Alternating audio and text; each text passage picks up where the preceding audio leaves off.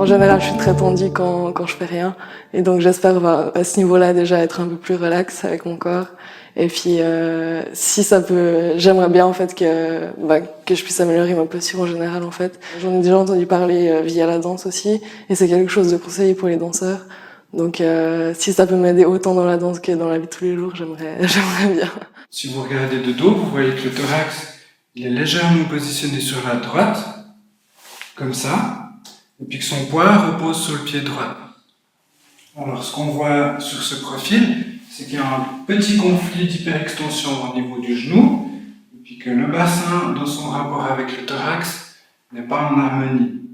Ça fait une petite compression ici au niveau lombaire. Il a un peu de la peine à aller dans cette direction. Dans cette direction, c'est très bien, c'est très facile.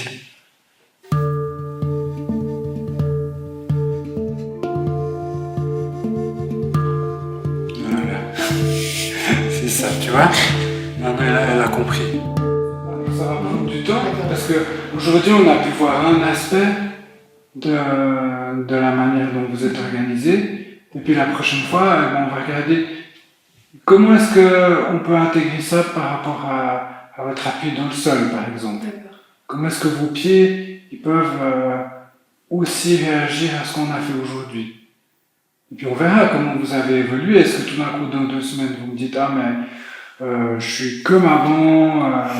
Alors si c'est le cas, ça sera intéressant parce que ça voudrait dire que chez vous, les pieds sont le moteur d'une certaine organisation.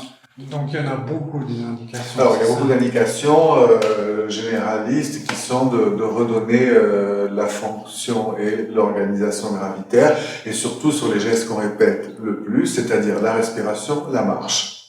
Donc, il faut penser que quand on marche, une personne ordinaire, pas quelqu'un qui ferait beaucoup de sport ou autre, mais une personne ordinaire, elle soulève, je crois, 50 000 kilos par jour, simplement avec le poids des jambes multiplié par le nombre de pas qu'on fait dans la journée.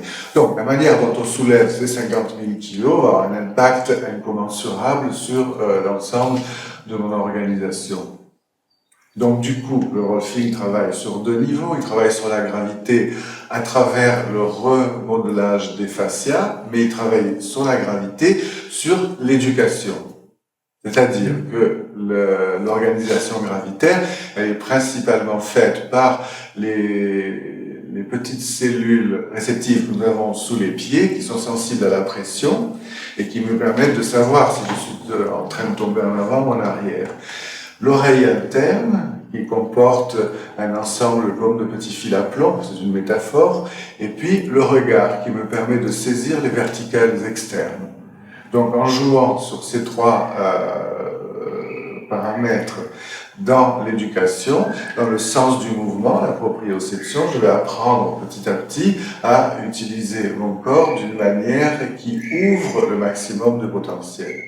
Pour vous lever, c'est la tête qui dirige. Non, vous allez trop vite. Laissez seulement le thorax aller jusqu'à ce qu'il soit au-dessus des pieds. Non, il n'est pas encore au-dessus des pieds. Voilà. Vous poussez dans les pieds pour remonter. Puis maintenant, c'est le coccyx qui guide, mais vous restez avec votre centre de gravité au milieu du pied. C'est votre coccyx qui guide. C'est vrai que je me suis un peu remise en question dans les activités que j'avais tous les jours qui me semblaient normales. Simplement, par exemple, me tenir à table. Normalement, je m'affalais sur ma chaise et tout, et c'est vrai que là, je me disais, mais je me tiens droite et tout, etc. Et je me suis rendu compte aussi que dans les positions que je pensais détendues, entre guillemets, justement, typiquement devant la télé, quand j'étais dans mon fauteuil et tout, et vraiment, j'étais comme ça, et je pensais que j'étais détendue. Et en fait, je me suis rendu compte que c'était pas le cas du tout, et que ça générait aussi des tensions. Donc, on a parlé des indications qui sont de l'ordre musculo-squelettique.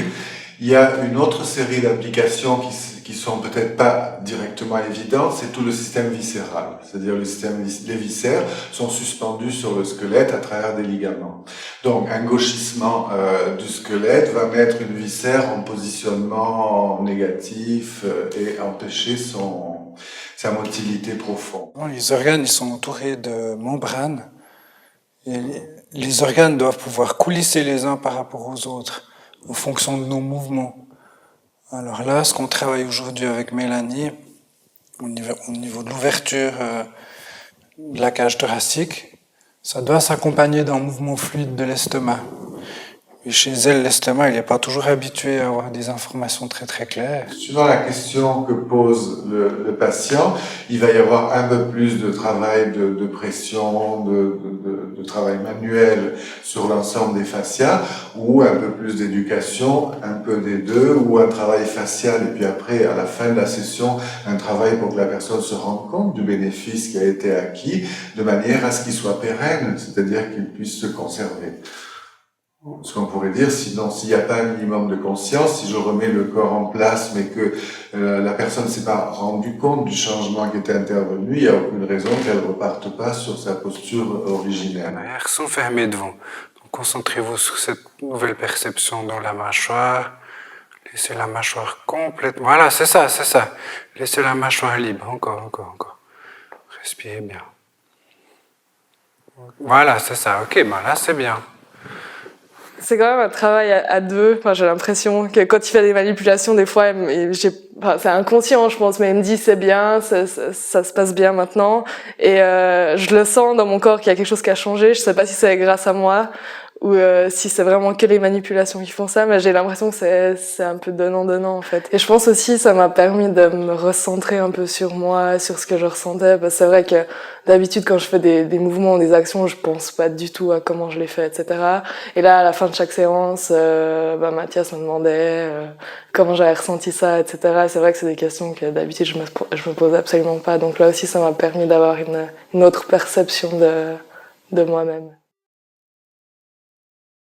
Puis, à mon avis, peut-être la chose fondamentale, ça va être l'impact psychologique. Non pas de rentrer dans l'histoire de la psychologie, mais d'en rentrer dans ce qui, de la psychologie, a pu faire un gauchissement du corps. Alors, à travers une réorganisation de mon assise gravitaire, je me redonne un potentiel d'action et je me redonne aussi un potentiel de relation. Pour ma part, ça lie beaucoup à l'émotionnel et au relationnel avec les gens parce que je suis obligée de me tenir très droite, d'ouvrir ici et j'ai toujours été plutôt quelqu'un comme ça. Alors ça change beaucoup que d'être comme ça au niveau de l'approche des gens, quoi. De se mettre, oser aller, oser pas regarder de haut, mais juste normal. Chacun de nous a une représentation de son propre corps qui n'est pas le corps tel qu'il est, mais le corps tel qu'on se l'est construit en tant qu'image. Et souvent, les gens ont une posture parce qu'ils ont pensé que cette posture est juste. Et donc, ils se sentent juste dans cette posture. Et si on leur demande de relâcher pour être gravitairement, ils vont avoir l'impression d'être là. Donc, il y a toute une partie, à cause de la question de l'image du corps, qui est de l'ordre de l'éducation. L'image du corps et la perception que j'en avais, ça a vraiment changé. C'est vrai que quand j'ai fait cette école de danse à Londres, c'était vraiment centré tout le temps sur l'image. Et c'est vrai que j'ai été vraiment obsédée par ça. Et à chaque fois, je pensais, à chaque fois que je mangeais, je me disais mais je peux pas parce que je vais grossir, etc. J'en avais honte avant. Je n'osais même pas regarder dans la glace en fait. Le moins j'avais affaire à lui en fait, le mieux je me sentais. Enfin, c'est un peu. Disons que j'essayais d'éviter la question, j'essayais de pas... Enfin, quand je me voyais dans le miroir, je me disais, mais t'es grosse, il faut que tu perdes du poids et tout. Et maintenant, je me regarde et je me dis, j'aime mon corps.